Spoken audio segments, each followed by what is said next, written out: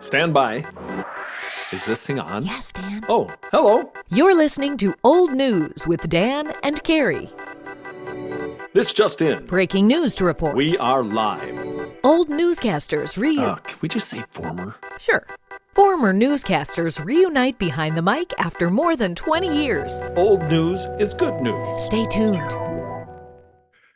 Hey, you're listening and watching Old News with Dan and Carrie, and we have a great guest for you today. Steve Sabatke joins us today, and like a lot of the people that we've talked to, Steve, you started your journalism march, I guess, at the UW journalism program. So we'll talk about that.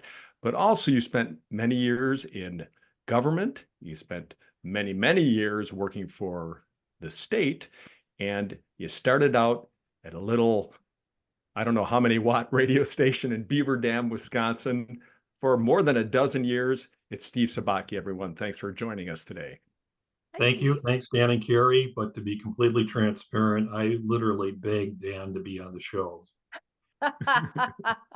You know what? Begging works.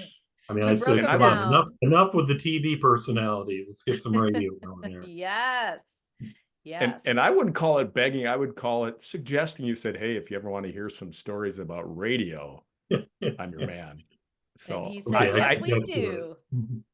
And I mentioned you started, you've got your journalism degree at the University of Wisconsin, and we've talked to a lot of folks who have done that. In fact, we're going to be talking to Dr. Hoyt in a future podcast as well. And I don't know if was he part of the program when you were there? Yeah, he was one of my professors. Really? Yeah. But, yes. I actually, when I graduated from high school, I went to UW-Madison as a pre-med student. Oh. Yeah, I mean, how scary is that, Dr. Sabatke? Why were you thinking about med school? Oh, gosh. I went to Wayland Academy, which was a private school in Beaver Dam, and their last month of school, they let you do an independent study.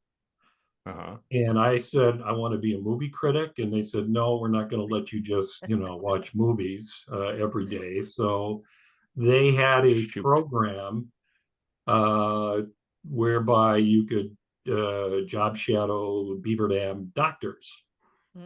I thought, okay, I'll do that because I didn't want to go to class. The alternative was going to class instead of the study. So I said, I'll do that. Out. Yeah. So then, once I went through that, everybody in the family said, oh, Steve wants to be a doctor. So I said, okay, I'll try it. Well, it was UW-Madison. It was 1976.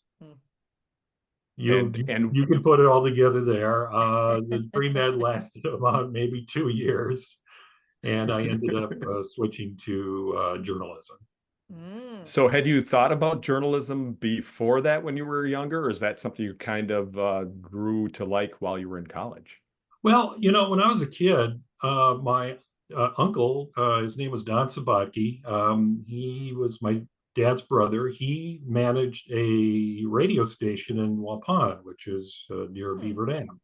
Mm-hmm. And my dad took me there one day to take a tour of the station. And I was just absolutely fascinated by it because as a kid, I grew up listening to Top 40 AM radio, WOKY in Milwaukee, WLS in Chicago, John Rutgers Landecker, Bob Surratt, Larry Lujak. And I wanted to be those guys. And I finally got to see this radio station in action. I thought, gosh, how great is this? You get put in this small room. You're surrounded by equipment. You can play records. You can talk. What a great way to inform and entertain people with nobody looking at you.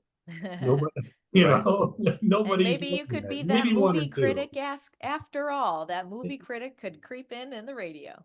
Yeah, so I think my interest in radio started at that time. And then when did you get the journalism bug? I mean, was that kind of an ends to a means to an end? I think there was always in the back of my mind because I didn't know how long pre-med was going to last, to be completely honest with you. So I switched to journalism. My parents were not happy with that decision, to say the least. Yeah. But I understand that. Yeah, and I ended up doing the 5-year college program, not 4 years. And in my 5th year of college, I would come home every weekend to work the Saturday and Sunday night shifts at WBEV Wow. in Beaver, in, the hometown radio station. And basically, you were just running the board because there may be sports on or some other taped programs that you would run. But every once in a while, you got to play a few records and announce. Yeah. So while the other students were out partying, you went home and worked Yeah, all night. I came home every weekend to do that 2-night shift. That takes a Wow. lot of discipline. Yeah, I'd get home Sunday night at about 1 o'clock after doing all my sign-off duties, and then getting up the early, a few hours later to grab my ride back to campus in Madison. So then you graduated, and they said, "Hey, do you want a job?" No, No, didn't work that way, huh? They didn't have anything open, so I had to earn some money. So the Green Giant canning plant was located right across the street from the radio station. Perfect. I signed up for a job there for the canning season, and I don't know why they made me a forklift driver. I was the world's worst forklift driver. I dumped so many pallets of cans of vegetables, of green beans. But I did that for a few months until they finally called me in, asked me if I was interested in a job. I ended up doing, being the night shift announcer, coming in at And what 5 was the night shift? Like, what times were those? I think it was like you come in at 4 o'clock, 4 or 5, and then you're on the air till midnight. We signed off at midnight, and then you would have a number of things that you would have to do afterwards. That would take about an hour or so. And were you were playing music and then talking in between, Yeah, or I mean, what were you doing on air? it was mainly playing some music. I mean, WBEV was very, very conservative when it came to music. It was a very light contemporary genre that they had. They wouldn't play songs like Revolution by the Beatles because they thought it was too rock and roll, that kind of thing. So there were certain songs they could play. It was more Barry Manilow and Yeah, that kind of stuff. Frank Sinatra and Nat King Cole, which I love. I'm good with that. Yeah, I'm good with that today. But back then I was like, But it was brewer games, Bucks games, sports at night where you would run the board, play the commercials, that kind of thing. Were you ripping and reading too, or were you writing news updates at that point? No, I mean, my goal was to get into the newsroom because of my, degree my college degree. And about a year after I started working there full time, they did put me into the news department and became a news announcer / reporter.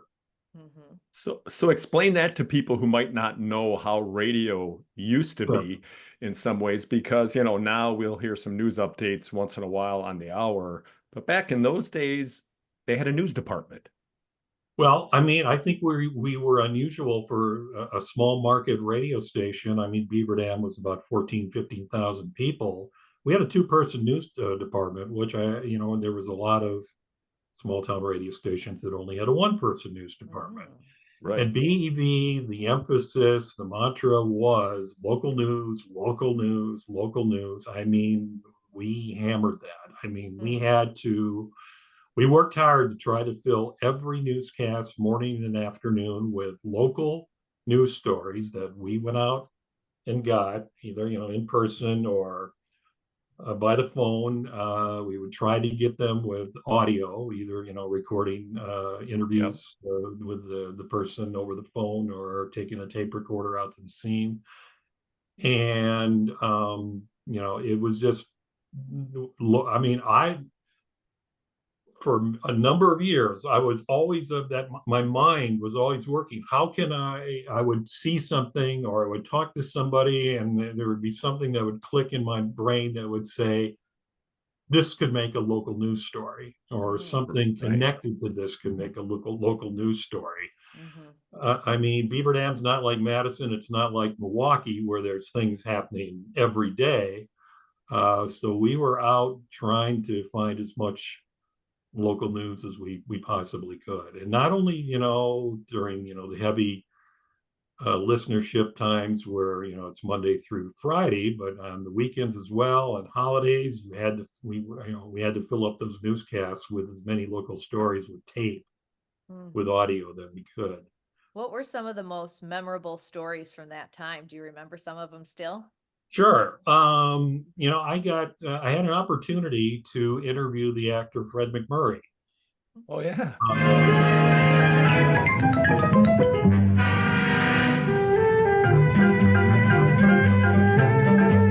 Dad probably knows who Fred MacMurray is. Yeah, My Three Sons. Yeah. My Three Sons. My Three Sons. Yeah, he played Stephen Douglas, the father. He did the Disney. Wasn't he in Flubber too? The son of Flubber, absent-minded professor. He played some bad guys in movies like The Apartment, which I just saw recently, and Double Indemnity. It was Beaver Dam sesquicentennial that was coming up, and Fred MacMurray, he wasn't born in Beaver Dam. His mother was from Beaver Dam.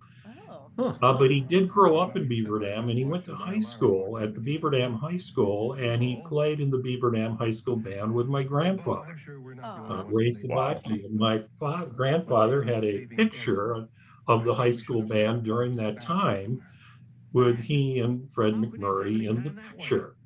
So I found somebody in Beaver Dam that actually had Fred's phone number, and this was late 80s, I think, and I talked him into giving it to me. That took some doing. He didn't want to, disrupt Fred's privacy. Right. But you're a good journalist, so you got it. Yeah, I mean, Fred was retired. He wasn't doing it, acting anymore. But I got his number. I called the number. His wife, June Haver, who was also an actress, answered the phone, very nice, and said, "Fred's taking a shower. He'll call you right back." Okay. And I'm thinking, as I'm waiting, he's not going to call me back. Yeah. Well, sure enough, about a half an hour later, the phone rang, and it was Fred MacMurray. And I mean, there was that brief moment where you're just like going, "Oh my God, it's happening." It's Chip's dad. Yeah. So it wasn't a long interview, but we talked about, being on the show and the movies, and he loved being in the Disney movies. Yeah. And I think his favorite movie was Double Indemnity.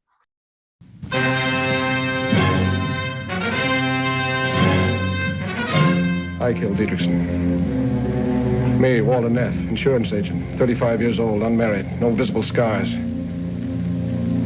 Until a while ago, that is. Which he starred in with Barbara Stanwyck.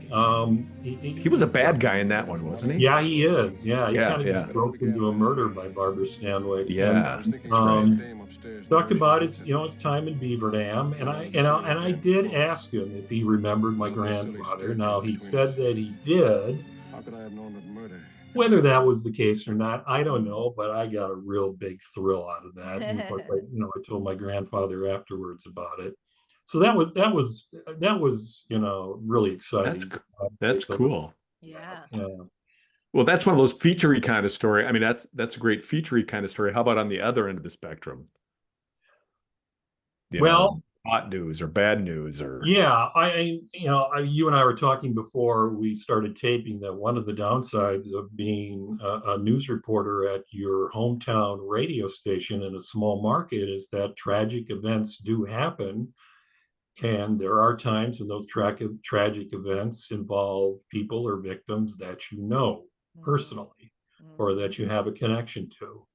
Especially in a town of 15,000 people. Yeah. And I mean, you got to do your job. You have to report on them. But I remember one such case. It was in 1986. Dan, you may remember this. There was a young man by the name of Kurt Dahler. And he stabbed his mother to death, and then he ran across the street to the home across the street, and he stabbed to death an elderly woman. This occurred in the neighborhood where I grew up as a kid. In fact, my parents were still living in the house a short distance from where this happened. It was a horseshoe block, and my parents lived on the other side of the horseshoe. My brother and I, when we were kids, played with Kurt Dahler and his brother a few times. We weren't really friends with them, but we did play with them a few times. Right, you're on the block. Yeah. Yeah. The elderly woman that he killed, when her husband was alive and I was a kid, they had this huge garden in the backyard, and their backyard was a few lots from our backyard. So as a kid, I would run over. When I saw them working the garden, I would run over there and help them with the garden work. And they were like second grandparents to me. And the woman's son was my dad's best friend. And in fact, he was partners with him on an athletic shoe store that they started downtown. So Wow. all these local connections that, when this happened, you just, all this stuff just starts going through your mind about, wow, I mean, I played with this guy as a kid. I knew this woman who was, brutally murdered. And it was a really tough thing to report on. How did you manage that? Yeah. We were both saying the same thing. Yeah, like when the victims and the alleged murderers, how do you gather the news in a way that still kind of, I don't know if protects you is a good word, but just that keeps you sane? It's your hometown. Yeah, I mean, you just got to do the best you can and just kind of put that's all floating around in your mind, and you have to do the best you can and keep that off to the back while you report on what happened. Because BEV was the kind of station where, I mean, our competition really wasn't other radio stations in Dodge County. There was the one in Waupun, one in Watertown. It was the local newspaper, the Beaver Dam Daily Citizen, which was a daily paper. So that was our competition. So, I mean, people in the Beaver Dam area, Dodge County area, I mean, we were always number one in Dodge County. They would tune us in to find out what was happening. If they heard sirens going off the night before, like a fire truck, they would turn on us in the early, the morning newscast the next day to find out what was going on. So you had to, that's what you had to do. You had to present that because you knew there were people that were turning you on to say, geez, I heard there was something going, and you know how small towns are. Right. Yeah. It's probably the case that there's probably people out there listening that may know more about what's going on than what you know because of, what you can report officially. Right. That's just the way it is in a small town. Were you breaking in live sometimes then too? With a story like that, would you break in live into the programming of the day? Yeah, I mean, there was another case where we had this old factory located in the center of town. It was called Monarch Range, and they used to make stoves and ovens. Sometimes you would see those prizes being given away on Truth or Consequences, or the old Price is Right. And it was an abandoned old manufacturing industrial property, and 3 young kids got in there one night and they found some silk banners for Monarch Range, and they decided to light one on fire, and it got out of control. And you had this huge fire now in the middle of town. And yeah, we did set up equipment so we would be broadcasting live, because I mean, it was a big thing that was happening in the community at the time. So that it's was funny. in the 80s. Would that have Yeah. been early In 80s? the So 80s, early 90s. Yeah. what was your live capability? Did you have a huge truck? Did you have to send up the giant mast, or how did you do it? Just It was it was in Beaver Dam. It was an antenna that was hooked up to a box that was called a Marty unit. That's just what it was called. And then we would have the ability, by setting that up, to send our broadcasts back to the radio station so that they would go out over the air. I mean, I don't know how that worked technically, but that's pretty much what we used. We used that when we would broadcast at the Dodge County Fair every year. I mean, every year I had to broadcast the 4-H meat animal auction. Riveting. How exciting is that? I'm sure some people did think it was riveting. Well, yeah, it was. Yeah, I mean, we right. got sponsors for it. Yeah. It was a big deal. I mean, people wanted to who weren't able to be there. There might be some grandparents out there that wanted to see how, their grandchild's For sure. steer did, and who it was sold to. Absolutely. Well, and Carrie, I was saying to Steve before we came on here too, I always envied the radio guys and the newspaper guys when you're out covering live news because, we'd have to sit there and wait for the live truck to get the mast up and then get all the wires hooked up and everything. And the radio guys would either, they'd have the Marty unit or they'd go to a phone nearby and they'd be calling it, and then they'd have the live report right there. And, we're waiting for, come on, let's get set up. Let's go. It really was. I mean, radio, I think of this when I'm on social media. Radio was really the original social media because, I mean, it was so immediate. You think of the days of Edward R. Murrow way back during World War II and broadcasting from the rooftops of London and things like that. That's kind of what people do now with social media, right? It's just even that much more immediate. So I always thought radio was such a cool medium, and I still do. I still listen to the radio, in the car, and my kids are like, why don't you just listen on your phone, Dad? But I still, I'm one of those guys who still listens to the radio. I do too. Yeah, I mean, when the tornado sirens went off in Dodge County, we had to stop whatever we were doing at the time, and we had to go to the radio station and start broadcasting live about, the tornado warning. And it was nonstop until that warning expired. So you would be reading things off the National Weather Service wire. You big roll of paper on a printing machine, old teletype. We would have our meteorologist on, I think it was from Madison, that would call in, and we'd have them on to talk about what was going on. We would have on the Dodge County Sheriff's Department emergency officer who was responsible for monitoring those situations. If there was something, if a tornado went through a local community and there was some damage, people would call in and we'd put them on live on the air to talk about what they saw. It was it was constant coverage until everything calmed down. And who can forget those days when you were a kid? Like when I was a kid, you'd turn the radio on in the morning when there was a snowstorm the night before because you'd be reading off every school that was closed. I got to tell you, Dan, the busiest times for me, because I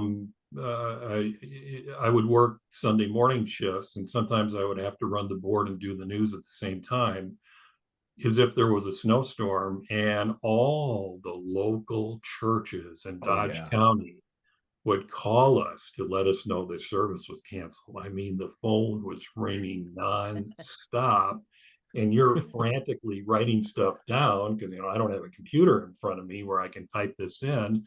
And you got all these little pieces of paper where St. John's in Marquezan or somebody in Lamira, is closed. And you had to get it on not only the AM station, but you also had to get it on the FM station as well. So, and pardon the pun, but thank God for the internet now, huh? Now it was crazy. It really was. Yeah. So you were going out, you're gathering news. I imagine you might have had a little recorder at times when you were doing on location interviews and things. Would you come back and would you cart that, put it on a cart, or would you do reel to reel, or what was the technology at that point? We had cassette decks that we would use with microphones if we went to a meeting and we wanted to interview somebody after a meeting. I mean, speaking of that, we just didn't cover Beaver Dam City Council and Beaver Dam School Board. We tried to cover as many city council and school board meetings that we possibly could in Dodge County. With two people.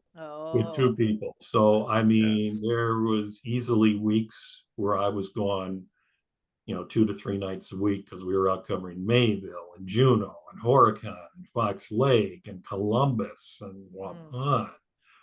We covered the Dodge County board. But yeah, we would use cassette decks, old Marantz cassette decks, and then we would have, reel to reels, where we would have a reel to reel machine in our newsrooms. We had 2 newsrooms, which would be hooked up to the phone. If we did an interview over the phone, we would tape it, and then we would take, bits and pieces from those interviews and put them on the carts, what looked like the old 8-track carts. So Yeah. you were and play doing the those. editing, you were editing yourself, all Yep. of your stories. Oh yeah. Typing on an electric typewriter. No We computer. thought we had it bad in the morning show, Carrie, right? Yeah, really. At least we had a computer. Yeah. Well, Yeah. and even that, I mean, they were ripping stuff off the wires for national stories, right? Yeah, I mean, not to put down any other station, but back then there were a number of small stations that, were pretty much rip and read stations. They would have either AP or UPI. We had UPI, which was the lesser of the two. And they would, rip the state news and the national news and the sports stuff off those machines and read them on the air. We did use that, but we used it as a supplement. Right. Our newscast would always start out with local stories, and then we would have some state news from the wire in there, and then sports after that. So we tried to get away from that rip and read concept. How many Right. And years you were did covering do that? sports too. Oh, I'm sorry. Well, that's okay. Yeah, I mean, high school football nights, Friday nights, we would have people that would call in on Friday nights and give us scores of games that were going on, because we tried to get the scores of all the local high school football teams in the area. Yeah. Yeah, I mean, sometimes we would get them off the UPI wire, sometimes we would get them from phone calls. I'm having a flashback of Andy Kendi. We interviewed him on the podcast, and he said even, the early days where he was working in TV in Madison, they'd be like, how are we going to get that score? Let's call the McDonald's, because there's got to be high school kids there after the game. And then they'd be like, hey, kids, anybody have the score? Yeah, I mean, So they could get that last minute stuff. we had a sports director, Norm Gray. He would have all the schedules, and he would write up a sheet with all the games that were being played that night, and we would just have, we'd fill those scores in once we got them, and hopefully we had them all the next morning. Because sure enough, if you missed a score, you would get a call from somebody saying, how come you're not saying what happened to the Houstonford football game, or Mayville, or something like that. But, I mean, we were doing sports, we were reading, not to get down, but we were reading during our new newscasts, obituaries. That was a part of the new newscast where you had to They read still do that up obituaries. north. Do they? I think they still do it at Beaver Dam too. Do they? Do they? Yeah. Yeah, well, I mean, it's back then, I mean, and still today, I would imagine it was a source of revenue because the funeral homes paid for that. Sure. And so they would send in obituaries over the fax machine, and you would have to read them on the air, and you would have to make darn sure that you pronounced every name correctly, because if you didn't, you would certainly hear about it, since that was something that they were paying for. So that was part And of in it. Wisconsin, that's not easy. Getting all those names right. There's certain names that's a source of families in Beaver stress. Dam that are pronounced a certain way. Like Sabatke. Yeah, I mean, I remember my first time on the air where I had to read some news, and I was just an announcer at the time, and I'm not a fisherman. I don't fish. Instead of saying crappies, I said crappies. And yeah, that generated a few phone calls. Good indoctrination. So how long were you at that radio station, Stephen? Was that your only radio experience then? Yeah, that was it. I mean, other than working, doing the radio on Sunbury Media Center, but I started out part-time in 1980, became full-time in 81, and then I ran for mayor of Beaver Dam, which at the time was a full-time job, and was elected in 94. So I was on the radio from 80 to 94. I really never had an inkling to go to a larger market. I just didn't feel I was ready for it, despite my experience. Excuse me. Wasn't really ready to do radio news in a big city. Yeah. And then, there was one thing that kind of turned me off of a larger market, radio station or TV station. I don't know if you remember this, Dan, but I don't know if it was the late 80s, early 90s. There was a train derailment in the village of Fall River, which is a I remember that. small Yep. community next to Columbus. Amtrak train, part of the train went off the tracks into a ditch. One or two people were killed, others were injured. So this was a big story. And when big stories happen like this in Dodge County, you get news reporters from Madison, Milwaukee, Green Bay, the three big markets. Yeah. Came to Fall River. All the reporters were gathered in one area. And I remember there was a reporter from one of the Milwaukee stations. I still remember his name. I'm not going to give it, but he worked for a Milwaukee TV station, and he asked the representative of the authorities at the time that he wanted to go into one of the cars that was still on the track and interview the passengers that were in there. And the sheriff's department spokesman or whoever said, no, we're not going to allow that at this time. We're still doing investigating. And this guy just made such a thing. I mean, he was loud, he was obnoxious, he whined about it. He would bring up stuff. I have a right, I'm the press, I have a right to go in there. You can't stop me. I mean, I get it, I mean, it's competitive. You got to do whatever you can to get a story. I completely understand that, but I thought, his behavior at that moment was pretty embarrassing. And I just thought to myself, do I want to do that by going to a larger market? And that turned me off to that. So. Yeah, it's pretty cutthroat in some of those large markets, I'm sure. Well, it may have been. I don't know what it's like now, but yeah, back in the day. Yeah. So did it help you? I mean, you said you became the mayor of Beaver Dam. Did it help you that you had been on the radio all those years? Do you think just the name recognition? Yeah, I mean, I didn't have any political experience. I had zero experience. People knew me because of me being on the radio. When I go back to Beaver Dam now, and let's say if I'm in a grocery store and people recognize me, they don't recognize me because of being mayor for a couple of years. They recognize me from being on the radio. Right. So they recognize your voice when you say, where are the beans? And they're like, oh, that's Steve.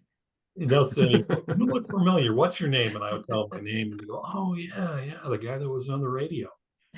Now, what prompted you to go into politics and be mayor? The current mayor decided that he was not going to seek re-election. He was going to retire. And there was a few people that said, why don't you go ahead and do it? And I took that step and I got elected. Unfortunately, I lost 2 years later, but and it was at that right before that time where I was getting kind of burned out by radio, being on the radio. I mean, I was working 50, 60 hours a week. I had a family. The pay, I mean, that was my question. Yeah. You guys know this. The pay was not great at all.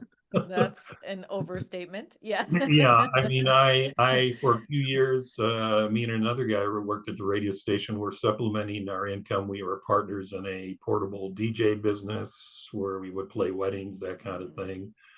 But after a few years of that started to get old because, I would be working 50, 60 hours a week at WBEV, and then come Saturday night, I'd have to load up my car with all the equipment and everything and go to play a wedding. And put on a happy face. So the opportunity came up. I tried to find a job outside of radio. I wasn't successful. This came up. I took a shot and I got in. And you got elected.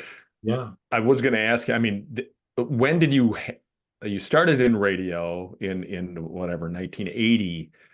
Were you married already, or no, you had just gotten out of school, right? You got married in those 14 years and then you started having kids, and then life just had to be crazy for you. They probably never saw you. Well, there were times when I would do my shift and then I would still have stories to write. Even though your shift was over, you would have local stories you would have to write up for the newscasts. So I'd go pick up my daughter, who was a baby at the time, from the local daycare. I would bring her back to the radio station. I would set up a place in one of the newsrooms, in the second newsroom, and set up some blankets and stuff and put her down. It's, well, I'm typing away, writing up my news stories. So they literally grew up in the newsroom. Did anybody Yeah. go into news? Any of your No, children? she didn't. I told her don't do that. Said I heard Yeah. enough of that clickety clack happening. She's in marketing, but so yeah, close, I guess. It's adjacent, right? Yeah, Yeah. yeah, it is. Mhm. So you were elected mayor and you did that for what, 2 years, you said? Yep. 2 years, and then you didn't get reelected, but you were a county supervisor, weren't you, in Dodge Yeah, I County? was on the Dodge County Board of Supervisors after that, several years after that, for about 5 years. Ended up having to resign because we moved out of Beaver Dam to Madison. Okay. But yeah, served on the county board. I tried I was a candidate for Beaver Dam City Council a couple of times. Unfortunately, didn't get in. I was a candidate for Beaver Dam School Board, didn't get in there. Did get into the county board. So that, I mean, that Yeah. was interesting. So after covering all of those bodies, you had a real interest in participating. What was it about being in local politics that made you so interested? It's just one of those, I mean, my life has been a series of circumstances where things just came up and I took a shot and I got in. I mean, there was this opening for mayor because the incumbent decided not to run. And so I put my head into the ring and I fortunately got elected. And as I said before, it was a full-time job. After I lost as mayor, I was unemployed for about a month or two, didn't quite know what to do. There was the radio station in Ripon that called me and asked me if I was interested in working there, but I really wasn't. I really didn't want to go back into radio. That was And behind you. Yeah. no disrespect to Ripon, but my family did not want to move to Ripon. Um, a guy that I used to interview when he was the economic development director in Waupun, he was a bureau director with the Wisconsin Department of Commerce.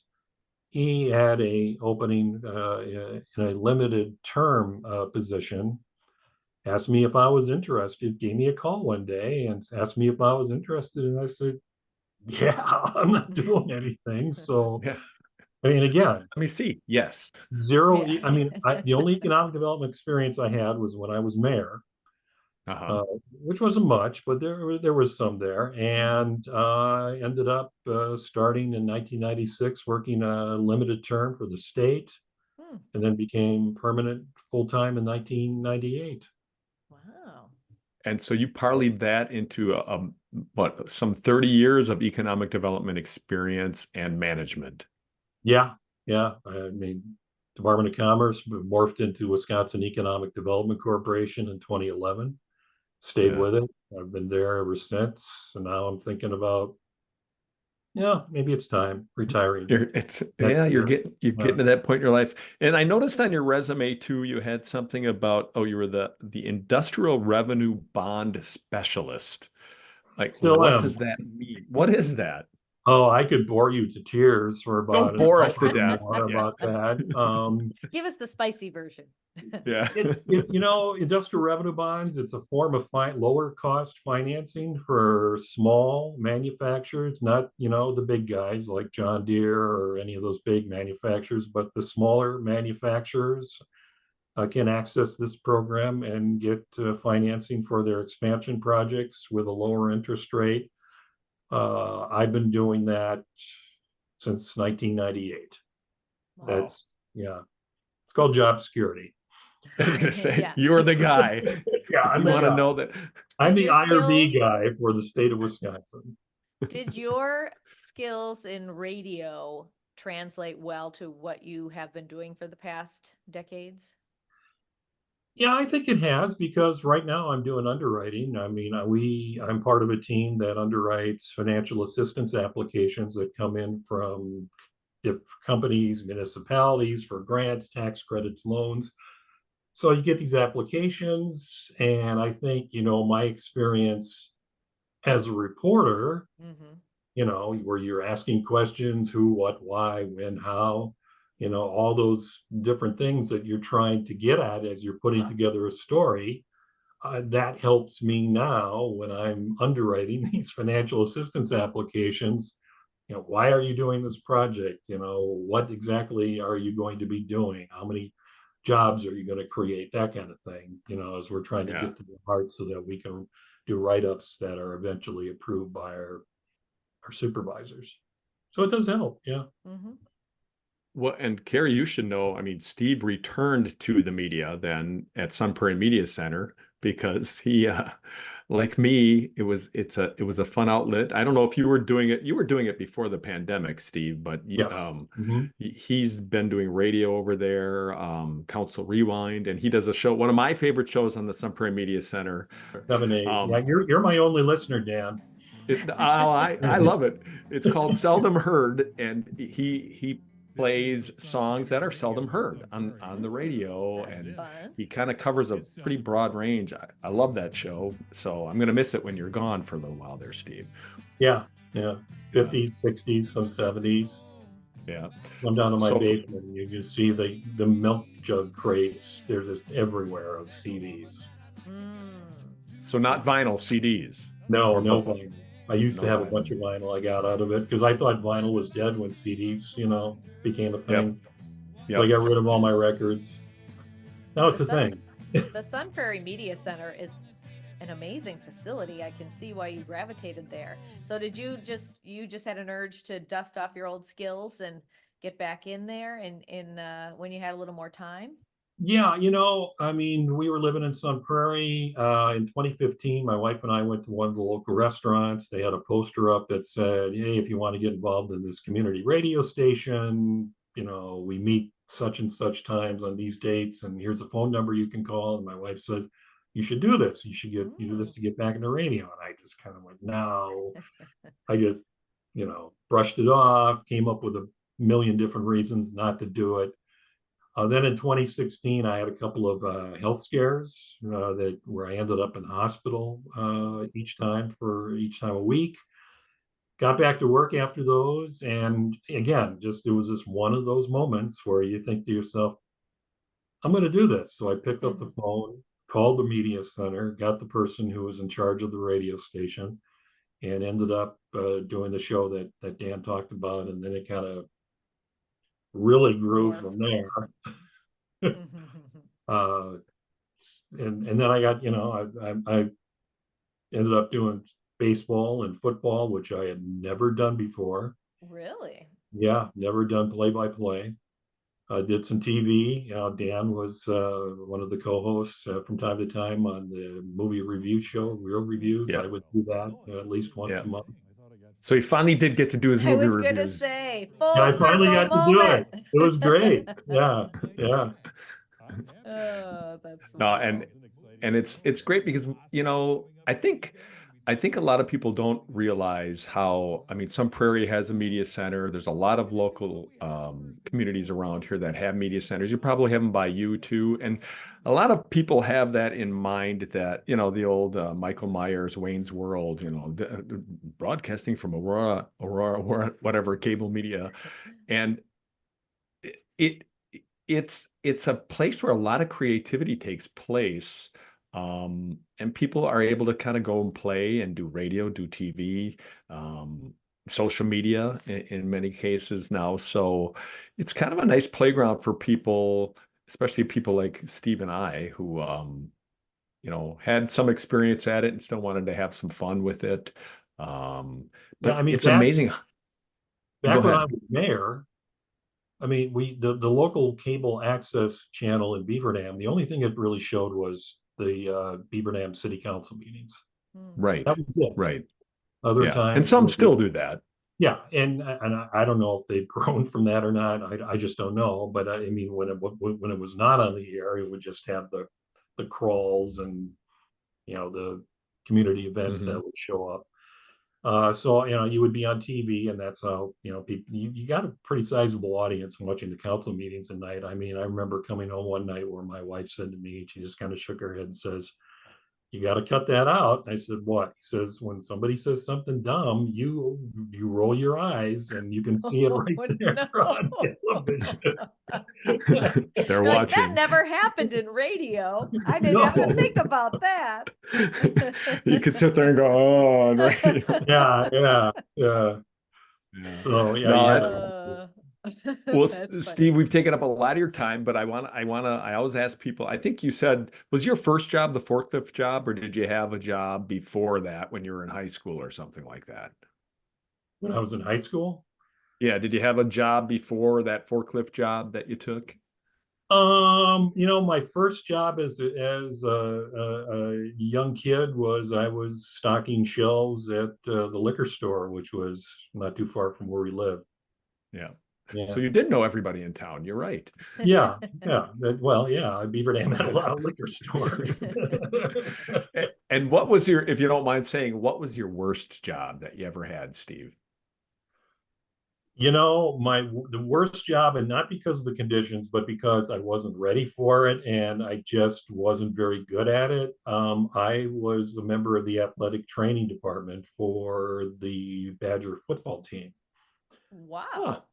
Yeah, and the only reason I got the job was because the summer before my freshman year started at UW-Madison, my father's one of his good friends ran a athletic training camp at Wayland Academy, and my father decided to sign me up. Didn't ask me, he just says, "You're going to do this." Thanks, Dad. So I did it. I was awful at it. I couldn't tape an ankle. I was awful at that. Uh, I got a job as an athletic trainer as a freshman with the football team. That's impressive. Yeah, I don't know why they hired me, but and it was, it was fun to be in that environment. Although back then, Badger football was not a big deal. It was kind of Yeah. it was a losing program in the mid '70s. Yeah. But it was fun being on the sideline for some of the home games. Yeah. But I was horrible at it, and I was let go after the football season. You tried. They You learned. looked at me and said, "This isn't for you." And I went, "I agree. It's You're like, not." in fact, I'm going to change my major from pre-med to journalism. Let's just do it all at once. Yeah, it was awful. And then I know we've talked about it. You're kind of closing in on retirement now.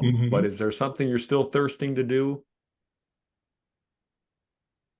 Oh boy, Dan, I really don't know. I've always wanted to do sports, and I've done a couple of years of baseball. Done a couple of years of football. Maybe basketball. I don't know. There you We'll go. see. Yeah, Good. I We're always going to hold you wanted to that. to do some TV. I've done a little TV now through the Sun Prairie Media Center. You're much better looking on TV than I am, though, Dan. Oh, well, gee, thank you. I don't agree, but that's okay. How about something in the blooper realm? Do you have any bloopers from your radio days that still make you chuckle or cringe? Sure, I can tell you one. Every once in a while, the news announcers had to run the board because the announcers had to go to a meeting or something. So one day there was an announcer meeting, and I had to run the board. And there was a game coming up where people would call in. I can't remember what the game was, so I ran that, and I never ran that game before, so I didn't really run it real well. But after it was over, I tried to find the next commercial to play because you had carts that you had to play. There wasn't a computer. I thought my mic was off, so I said a few choice words, and my mic was not off. Oop. It went out over the air. About 10 seconds later, the station manager is running into the control room, and he's desperately trying to find the microphone switch. And I'm like, what's going on? What's going on? I You're didn't like, know. what the bleep is happening? Yeah. So I thought I was going to get fired after the day. After that, I was not fired, but a lot of people heard it. A lot of people told me about it. My grandmother heard it. Oh Oh boy. Yeah. no. That was your punishment. Grandma heard it. Right. That's the worst. Oh no. Yeah, that was not one of my brightest A moments lower moment. on the radio. I gotcha. Well, Steve, thanks so much for talking with us here on Old News today. It's been great to hear about your career, and I'm sure people who live in the Beaver Dam area and the Madison area who remember you are going to like hearing some of those stories. And I don't know, do you remember, before we leave, do you remember how you would sign off when you're doing the radio days? Oh no, I don't. I just Don't it remember, huh? wasn't a standard sign off. I wasn't Okay. that cool, Yeah, that's okay. you know. You I can just, have one people when have you that. start doing sports in your retirement. Right, yeah. We'll plant that seed. no, Well, thanks, Steve. It's been special. great having you. Yeah. Hey, And we'll thank catch you. up with Great you to too. meet And you. Really appreciate it. And It's good been luck fun. to you. This has been Old News with Dan and Carrie. If you like what you hear today, or anytime you're listening to Old News, make sure you click subscribe, because we'd love to have you along for the ride. See you next time. Bye. Thanks for tuning in to Old News with Dan and Carrie. That's Old News for now. Join us next time.